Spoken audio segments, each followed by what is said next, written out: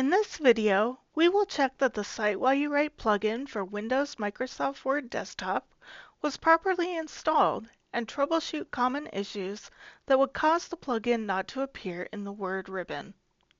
To start, open Microsoft Word Desktop. If the ribbon says EndNote rather than EndNote 21, or whichever version of EndNote Desktop you have installed, it will see references saved to your EndNote Online account rather than your EndNote Desktop library. This course was designed around EndNote Desktop 21 and will use the EndNote 21 ribbon.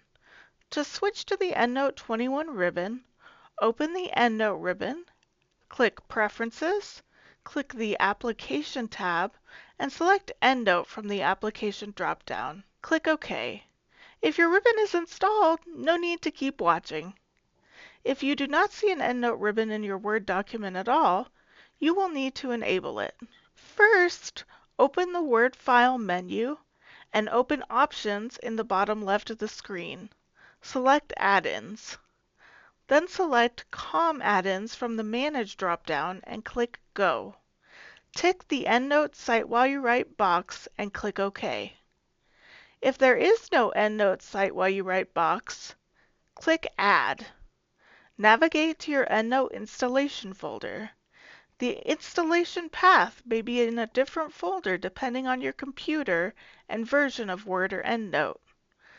See the EndNote troubleshooting link below to determine the correct file path.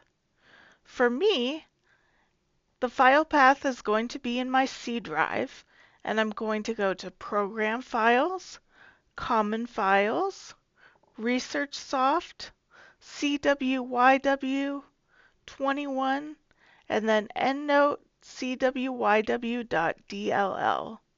Then I'll click OK.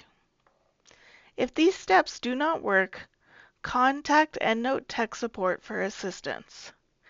Thanks for watching. Next, we'll discuss creating an EndNote account and setting up your library.